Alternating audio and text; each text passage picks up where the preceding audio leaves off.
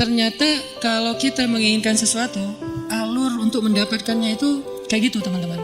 Satu, percaya sama rencana Allah. Disebut dengan istikharah, minta pendapat Allah. Istikharah ini dalam konteks pembicaraan kita malam ini bukan sekedar ibadah sholat 2 rakaat. Walaupun secara ritual dia adalah sholat 2 rakaat, tapi secara nilai dia bukan hanya soal sholat 2 rakaat, tapi soal bergantung kepada Allah, minta pendapat Allah, nanya kira-kira menurut Allah gimana nih. Terus Allah jawabnya lewat siapa? Nah, Allah menjawabnya lewat istisyarah. Pertama, istikharah, minta pendapat Allah. Ya Allah, beri saya petunjuk, ini mau gimanain, ini apa yang harus saya lakuin.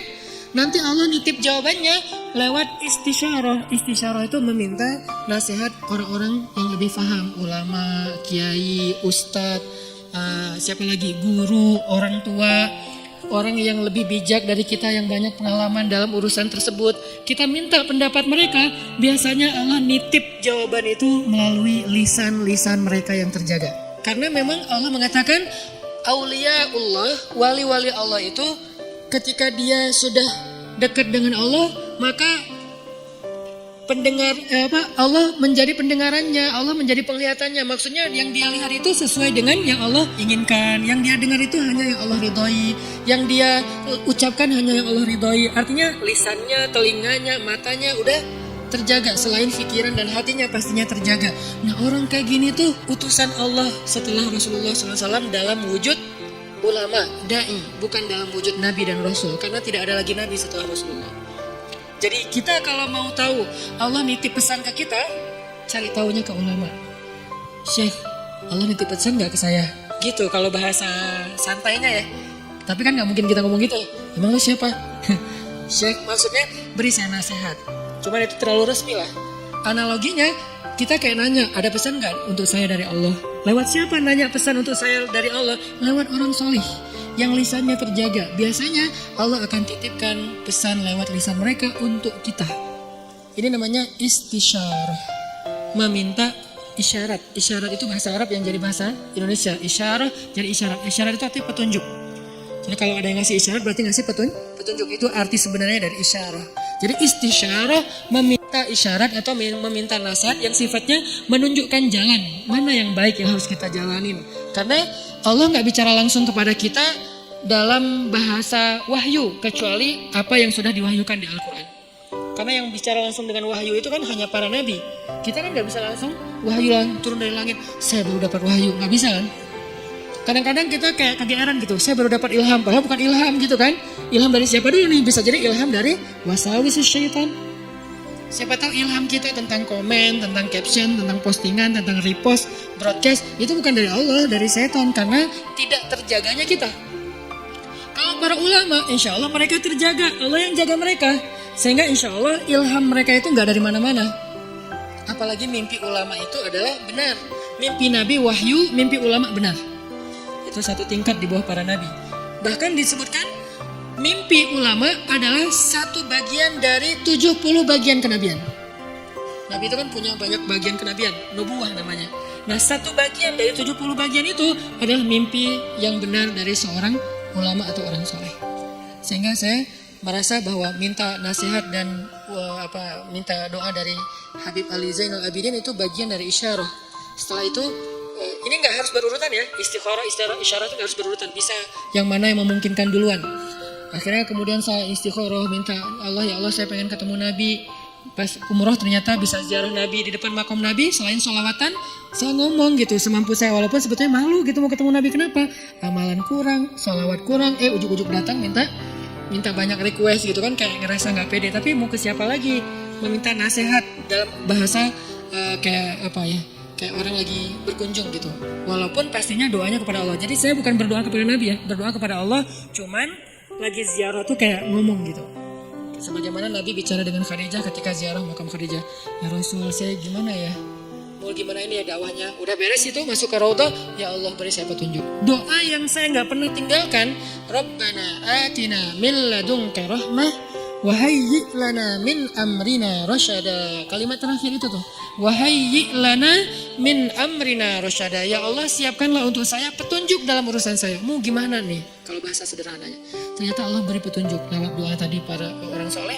Kemudian mimpi, kemudian dapat sebuah kejutan dari Allah. Yang mungkin sebagian orang melihat kejutan ini sebagai sesuatu yang sedih, musibah, ujian. Tapi saya ngelihatnya ini bukan ujian.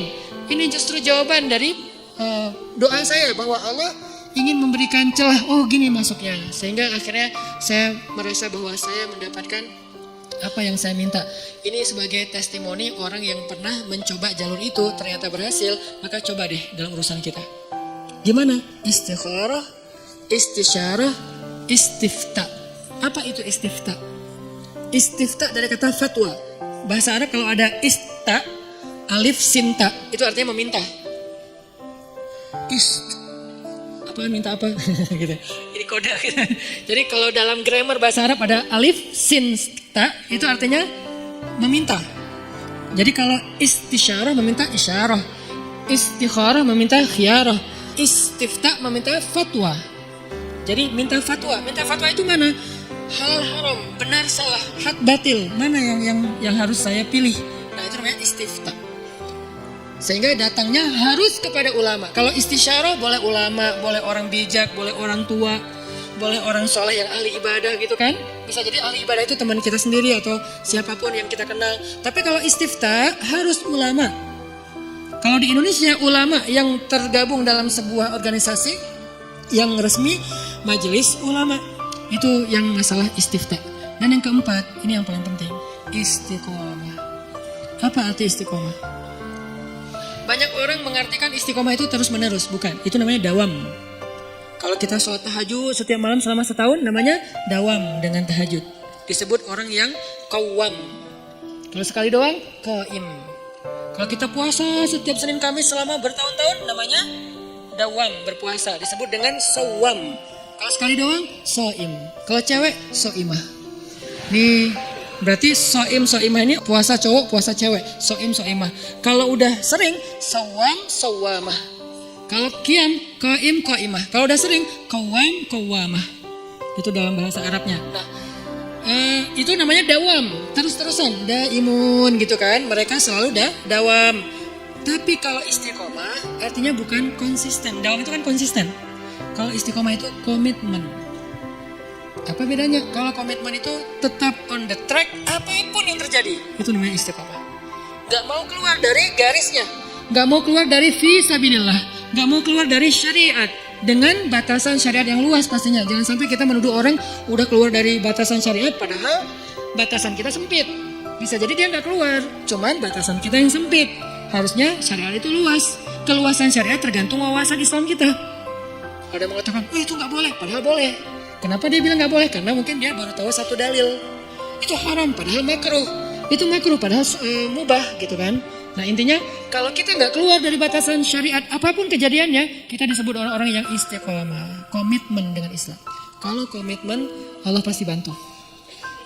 Innalladzina qalu rabbunallah tsumma istaqamu. Allah bantu apa? Tatanazzalu alaihil malaikah. Malaikat turun. Kemudian Allah menolongnya, Allah menjauhkannya dari musuh. Nah ini 4 cara untuk sampai kepada kebaikan yang kita harapin. 1, minta pendapat Allah. 2, minta pendapat orang bijak. 3, minta pendapat ulama. 4, kalau udah tahu dari 3 itu ilham, kemudian isyarah, kemudian fatwa, maka fastaqim. Fastaqim, tetaplah di situ, jangan melenceng, walaupun sekedar mata ataupun perasaan. Apalagi sampai kaki kita melenceng, walaupun sekedar mata aja atau perasaan. Rabbana la tuzigh qulubana. Ya Allah, jangan biarkan hati kami tergelincir. Ya muqallibal qulub, tsabbit qulubana. Allahumma habbib ilainal iman. Jadi kita minta, kalau kayak gini insya Allah teman-teman gak usah khawatir. Bilang ke mereka, kata Allah, Allah takhafu, janganlah kalian takut karena Allah bersama.